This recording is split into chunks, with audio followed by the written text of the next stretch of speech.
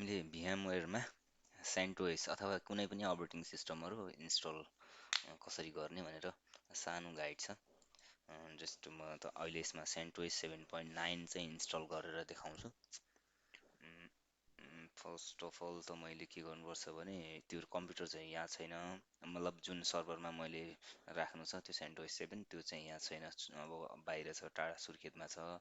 त्यही भएर के गर्नुपर्छ भने पहिला सबैभन्दा पहिला त मैले त्यो ठाउँमा सुर्खेतमा त्यहीँ सुर्खेतकै त्यहाँ एउटा हाम्रो सर्भर छ त्यसमा छिर्छु। सर्भरमा छिर्नको लागि रिमोटमा गएर मैले यो सर्भरमा पहिला छिर्नुपर्ने हुन्छ। अब यसमा यहाँनिर अलरेडी खोलेकै रहेछ है। जस्तै मैले यो आइपी टाइप गरेपछि यो खोल्छ। यो खोलेपछि म लगइन गर्छु। त्यहाँदेखि पछि centos.org मा गएपछि यसको प्रोजेक्ट आउँछ र मलाई डाउनलोड गर्ने फाइल पनि पाउँछु। यसमा योमा गएपछि मलाई चाहिँ यहाँनिर VMware-का उहरू यो मेसिन्सहरू जो अलरेडी बनाएका मेसिनहरू छन् त्यो चाहिँ यहाँ भेटिरहेछ।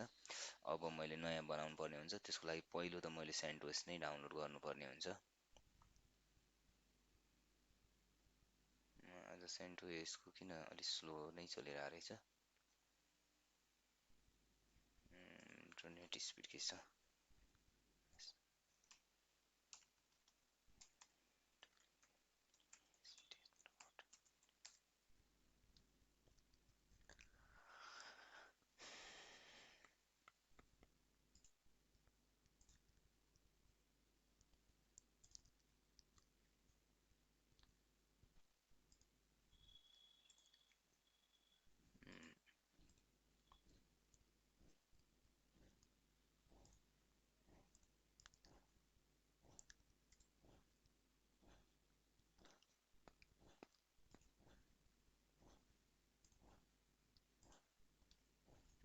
खोल्यो, डाउनलोडमा जान्छु। डाउनलोडमा गइसकेपछि मैले अब पीसीको लागि भाउँदाखेरि यो फर्स्ट x86 32 बिट र 64 बिटको हो, यो चाहिँ डाउनलोड गर्नुपर्छ।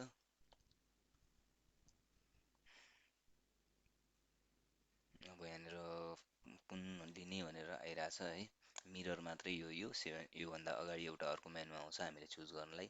अब हामीले के छ भने यो फुल डिभिडी भनेको छ, फुल डिभिडी भनेपछि 4 GB को रहेछ। हामीलाई मिनिमल चाहिन्छ, मिनिमलमा जम्मा थोरै नै हुन्छ, 1 GB बराबर लगभग नियर बाई 1 GB। यसमा क्लिक गर्छौँ। यसमा गर्दा बित्तिकै यसले सेभ गर्ने ठाउँ दिन्छ है, अनि सेभ गरेँ। अब यहाँबाट हल्का स्लो हुनसक्छ, धेरै टाइम लगायो। त्यसको लागि मैले यसको लिङ्क कपी गरेर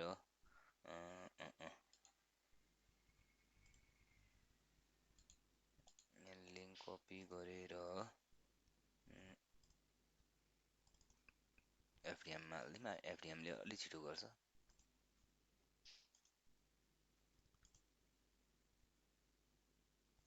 यो डाउनलोड हुनु अलिक टाइम लाग्ने रहेछ। म डाउनलोड हुने बेलासम्मलाई भिडियो पज गरिदिन्छु र फेरि डाउनलोड भइसक्यो भने नेक्स्ट अगाडि बढ्छु।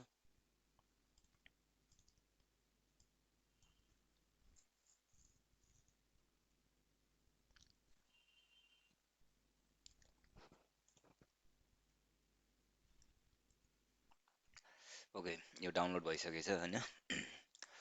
अब हामीले यो फोल्डर कहाँ भएको छ त्यो हेरौँ पहिला। डाउनलोड भन्नेमा छ, त्यसलाई फेरि लगइन गरौँ VMware-लाई।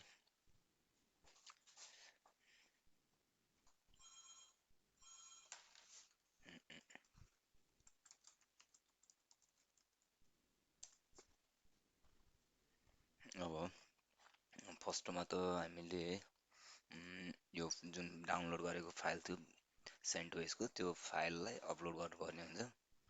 कहाँ अपलोड गर्ने भन्ने यहाँ आइएसओ राख्ने ठाउँ चाहिँ अलरेडी छ, त्यसमा चाहिँ हामी अपलोड गर्छौँ।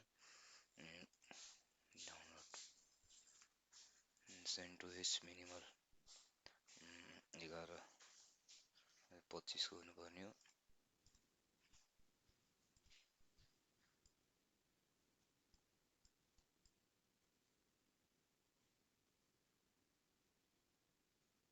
सायद यसमा यही नै हो, यहाँ अपलोड भइरहेछ।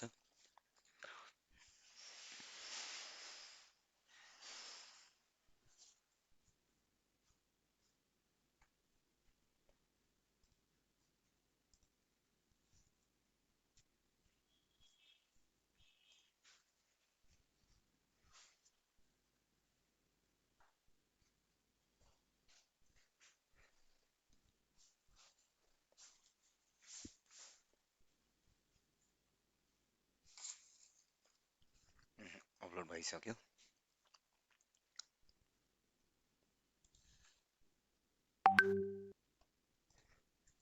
अब यो अपलोड पनि भइसक्यो। फाइल चाहिँ यहाँ छ, यहाँ छ अलरेडी नै, पहिला पनि सेम नामको फाइल चाहिँ अलरेडी रहेछ। ठिक छ, अपलोड भयो। अब नेक्स्ट हामी जान्छौँ, यहाँ जान्छौँ क्रिएट अ भिएम, न्यू भिएममा गयौँ अनि यसमा create a new virtual machine अनि नेक्स्ट नाम दिउँ CentOS इमेल सर्भर, इमेल मात्रै लेखौँ। नेक्स्ट गरौँ, सरी यहाँ गएर लिनक्स CentOS 7.9 दिउँ, 64 बिट नै राखौँ। नेक्स्ट अब यहाँनिर हार्ड डिस्कको बारेमा सोध्छ। हार्ड डिस्क हामीले यसलाई चाहिँ कति दिउँ भन्दाखेरि पहिला त सिपियूलाई 8 कोर पुऱ्याइदिउँ, अन्त हाम्रो सकेट पनि 8 दिदिउँ। अनि बेला हट जस्तै यसको चालु भएको बेलामा पनि हामीले सिपियूहरू घटाउन बढाउन सक्छौँ, त्यो गरी यसलाई टिक लगाइदिनु पर्ने हुन्छ। नेक्स्ट यसको लागि मेमोरीलाई चाहिँ 2 GB अलरेडी एलोकेटेड भएको छ। हार्ड डिस्क चाहिँ 16 GB छ। 16 GB भने चाहिँ हामीले केही नभए पनि यसलाई 100 GB गरौँ, 100 GB। अनि नेक्स्ट आउँछ हाम्रो एथरनेटमा यो जे छ भिएम नेटवर्क भन्ने छ, एउटा मात्रै छ, यही नै राखिदिउँ। अनि नेक्स्ट आउँछ हाम्रो डिभिडी, जुन हामीले अहिले जुन आइएसओ डाउनलोड गरेका थियौँ त्यसलाई चाहिँ गर्नुपर्ने हुन्छ, यो डाटा पोस्ट गरेर। अब जहाँ हामीले फाइल राखेका थियौँ अघिको, त्यो फाइललाई चाहिँ यहाँ सिलेक्ट गरिदिउँ। सिलेक्ट गरिसकेपछि नेक्स्ट गरौँ, नेक्स्ट चाहिँ फिनिस। अब चाहिँ यो भर्चुअल मेसिन चाहिँ क्रिएट भयो, यो आयो होइन। अब यसलाई चाहिँ पावर अन गरौँ पहिलो। पावर अन गरेपछि यो चाहिँ डिफल्टली कहाँबाट बुट हुन्छ भन्दाखेरि सिडीबाट नै, त्यो आइएसओबाट नै बुट हुन्छ। नेक्स्ट अब इन्स्टल CentOS 7।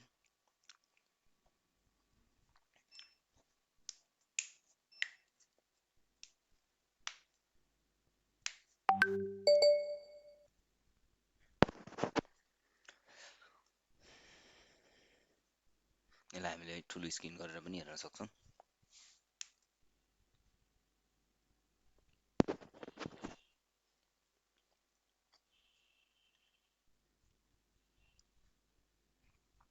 अब यहाँनिर ल्याङ्ग्वेजको बारेमा सोधिरहेको छ, ल्याङ्ग्वेज इङ्ग्लिस नै राखौँ। युनाइटेड स्टेटको किबोर्डको हो, युएसकै छ। ठिक छ, नेक्स्ट कन्टिन्यू गरौँ। अब यहाँ चाहिँ इन्स्टलेसन मिडिया भनेको छ। इन्स्टलेसन मिडिया जुन लोकल मिडिया, जुन हामीले मिनिमल सफ्टवेयर जुन थियो त्यो राख्यौँ होइन। अब यहाँबाट यसलाई तल सार्यौँ भने यहाँनिर कुन पार्टिसनमा राख्ने भनेर आउँछ है। यसले अलरेडी सिलेक्ट गरेको छ र यहाँ अटोमेटिकली कन्फिगर पार्टिसन भनेको छ। हामीले यसलाई केही पनि गर्दैनौँ, क्लोज गरिदिउँ। नेक्स्ट आउँछ अब यहाँ नट कनेक्टेड भनेको छ होइन, किनभने यो अफ देखाएको छ, त्यही भएर नट कनेक्टेड भनेको छ। यसमा अलरेडी नेटवर्क छ, त्यही भएर यहाँनिर जुन आइपी छ डिएससिबीबाट पाएको छ होइन। अब यहाँ कन्फिगर गरौँ अनि यसलाई चाहिँ के गरिदिउँ भने automatically connect this network when it's available. जब यो भएको बेलामा अटोमेटिकली यसले चाहिँ एभाइलेबल गर्नु भनेर हामीले यहाँ यो सिलेक्ट गरिदिउँ। अब सेभ गऱ्यौँ अनि यहाँ डोमेन नेम लेखौँ। Domain name email.ewnet.com.np। या चाहिँ नभएको खण्डमा के लेख्नु पनि पर्दैन, यो मैले जस्ट यो लेखिदिएको छु। अनि अप्लाई गरौँ। अप्लाई गरिसकेपछि यहाँ डनमा जाऊँ। अब चाहिँ यो सबै भइसक्यो, यसमा अरू हामीले केही गर्नु पर्दैन। यहाँनिर अर्को होला टाइम जोन होला, time zone, date and time हामीले यहाँ काठमाडौँ राखिदिउँ। काठमाडौँ आफै आइहाल्यो, म्यापबाट हामीले पनि लिन सक्छौँ, या चाहिँ यहाँबाट सिलेक्ट पनि गर्न सक्छौँ। अनि डन गरौँ। किबोर्ड चाहिँ ठिक छ। अनि बिगिन इन्स्टलेसन गरिदिउँ। अब रुट पासवर्ड दिउँ।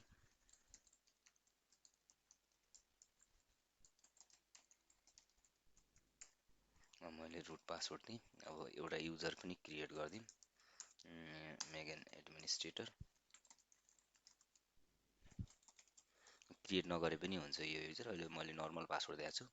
अलि हुँदैन।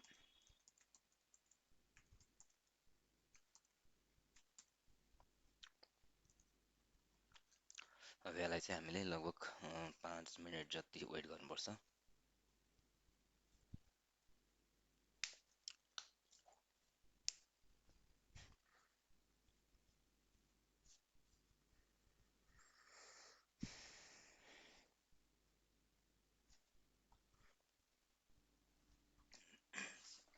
सेटअप भएर रेडी भयो।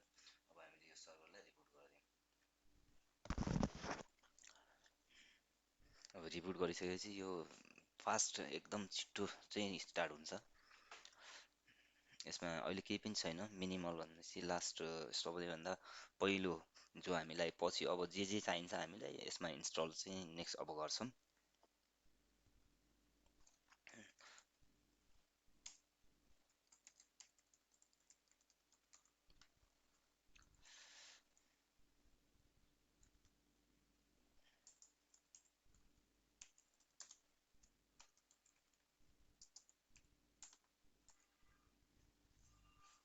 र एकछिन है, यसलाई चाहिँ क्यान्सल गरेँ मैले।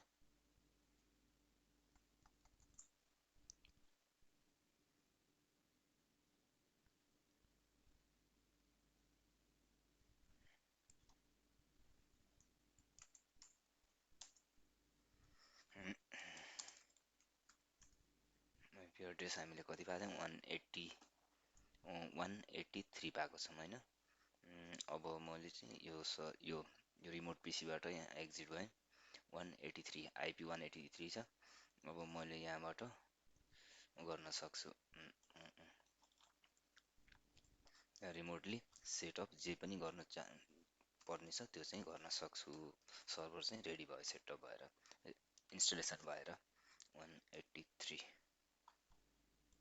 सायद रुटमा दिन्छ रुटमा।